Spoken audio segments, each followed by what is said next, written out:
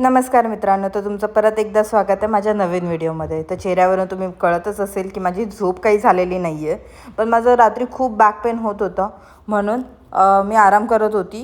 कारण मला आईच बोलली तू आराम कर, मी बाळाला बघते. तर मग ती तिला फीड करत होती आणि त्याच्यानंतर मग बाळ पण झोपलं. आणि त्याच्यानंतर माझ्या आईने उठून माझ्यासाठी हालिमची खीरही बनवली. कारण बोन्ससाठी आणि बॅक पेनसाठी हालिमची खीर खूप उपयुक्त आहे, म्हणून तीही तिने बनवली. कारण माझं खूप बॅक पेन होत होतं बेकारवाला.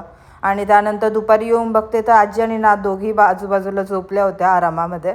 तर मीही झोपली. म्हटलं कारण आत्ताच टाईम आहे झोपण्याचा, कारण रात्रीचं काही पिल्लू झोपून देणार नाही.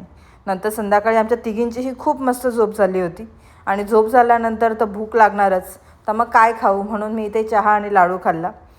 आणि लाडूही मम्मीने खूप सुंदर बनवलेत आणि मला हे लाडू खूप आवडतात. तर म्हणून मी जास्त नाही खाऊ शकत, पण एक दोन तर खाते.